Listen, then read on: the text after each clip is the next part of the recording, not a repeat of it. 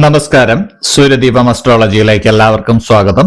നമ്മളിന്ന് മകയിരം നക്ഷത്രത്തെ കുറിച്ചാണ് സംസാരിക്കുന്നത്. മകയിരം നക്ഷത്രത്തിന്റെ മാർച്ച് 16 മുതൽ 31 വരെയുള്ള ദിവസങ്ങളിൽ ഇവർക്ക് ഭാരതീയ ജ്യോതിഷപരമായിട്ട് എന്തൊക്കെ മാറ്റങ്ങളാണ് സംഭവിക്കാൻ പോകുന്നതെന്നും അതിനെ നിങ്ങൾ എങ്ങനെയാണ് തയ്യാറെടുക്കേണ്ടതും എന്നുമാണ് നമ്മൾ പറയുന്നത്.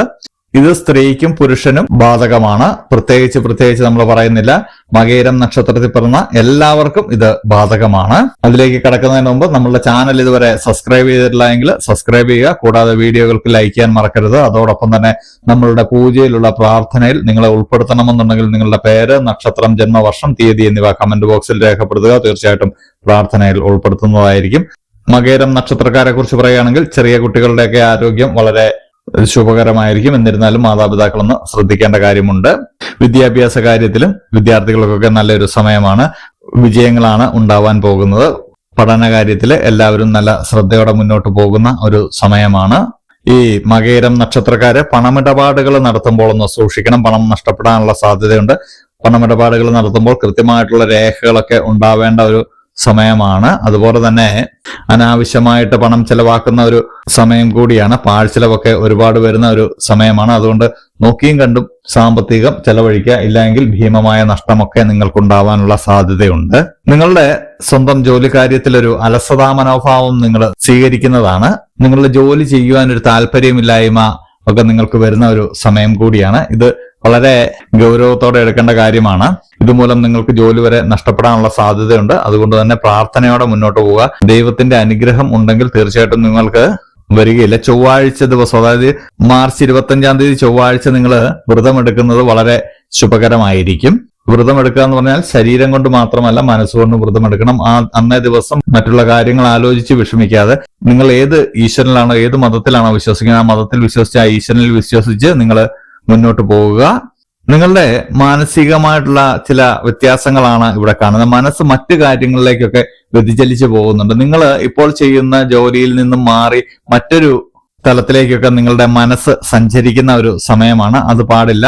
നിങ്ങൾക്ക് ഒരു ഏകാഗ്രത നഷ്ടപ്പെടുന്ന ഒരു സമയമാണ്. മാനസികമായിട്ടുള്ള സമ്മർദ്ദമൊക്കെ കൂടുന്ന ഒരു സമയമാണ്. അതെല്ലാം നിയന്ത്രിക്കേണ്ടത് നിങ്ങൾ തന്നെയാണ്. നിങ്ങൾക്ക് അതിന് സാധിക്കുന്നതാണ്. പ്രാർത്ഥനയോടുകൂടി മുന്നോട്ട് പോയാൽ ഇതെല്ലാം മാറിക്കിട്ടുന്നതാണ്. അനാവശ്യമായിട്ടുള്ള ചിന്തകളൊക്കെ നിങ്ങളുടെ മനസ്സിലേക്ക് വന്ന് ചേരുകയും അനാവശ്യമായിട്ടുള്ള കാര്യങ്ങൾ ചെയ്യുവാനുള്ള ഒരു ഉൾപ്രേരണ നിങ്ങൾക്കുണ്ടാകുകയൊക്കെ ചെയ്യുന്നതാണ്. അതൊന്നും പാടില്ല. ശത്രുക്കളുടെയൊക്കെ ശല്യം വർദ്ധിക്കുന്ന ഒരു സമയമാണ്. ശത്രുശല്യം വർദ്ധിച്ചു കഴിഞ്ഞാൽ തീർച്ചയായിട്ടും നമ്മളുടെ മാനസികമായിട്ടുള്ള പ്രശ്നങ്ങളൊക്കെ വർദ്ധിക്കുന്നതാണ്. അതുകൊണ്ട് തന്നെ പ്രാർത്ഥനയോടെ മുന്നോട്ട് പോകുക. നിങ്ങൾക്ക് ചുറ്റും ഒരു നെഗറ്റീവ് എനർജി രൂപപ്പെടുന്നതായിട്ട് ഇവിടെ കാണുന്നുണ്ട്. ആ നെഗറ്റീവ് എനർജിയെ നിങ്ങൾ തരണം ചെയ്യേണ്ടതുണ്ട്. അതിന് പ്രാർത്ഥന തന്നെയാണ് ഏറ്റവും ഉചിതമായിട്ടുള്ള കാര്യം. എന്നാൽ മാർച്ച് 25-ന് ശേഷം നിങ്ങൾക്ക് വിവിധ തരത്തിലുള്ള മുന്നേറ്റങ്ങളൊക്കെ ഉണ്ടാവുന്നുണ്ട്. സാമ്പത്തികമായിട്ട് നിങ്ങൾക്ക് മുന്നേറ്റം ഉണ്ടാവുന്നുണ്ട്. 25-ാം തീയതിക്ക് ശേഷം നിങ്ങൾക്ക് നനച്ചിരിക്കാതെ സാമ്പത്തികം വന്നു ചേരുന്ന ഒരു സമയമാണ്. ഒരുപാട് കാലമായിട്ട് നിങ്ങൾ കിട്ടാതിരുന്ന കടം കൊടുത്ത പണമൊക്കെ നിങ്ങൾക്ക് തിരികെ ലഭിക്കുന്ന ഒരു സമയമാണ്. അതുപോലെ തന്നെ സർക്കാരിൽ നിന്ന് ചില സഹായങ്ങളൊക്കെ നിങ്ങളെ തേടിയെത്തുന്നുണ്ട്. ജീവിതത്തിൽ ഇതുവരെ പ്രതീക്ഷിച്ചിട്ടില്ലാത്ത തലങ്ങളിൽ നിന്നൊക്കെ നിങ്ങൾക്ക് സാമ്പത്തികം വന്നു ചേരുന്നതാണ്.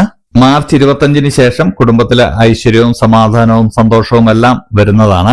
വിവാഹ കാര്യത്തിലൊക്കെ ഒരു തീരുമാനമാക്കാൻ പറ്റുന്ന ഒരു സമയമാണ് മാർച്ച് 25-ന് ശേഷം. അപ്പോൾ ഈ മകയിരം നക്ഷത്രക്കാർ ശ്രദ്ധിക്കേണ്ടത് മാർച്ച് 16 മുതൽ 24-ാം തീയതി വരെ വളരെ ശ്രദ്ധിച്ച് മുന്നോട്ട് പോവുക. പണമിടപാടുകളൊക്കെ നടത്തുമ്പോൾ പ്രത്യേകിച്ച് സൂക്ഷിക്കുക.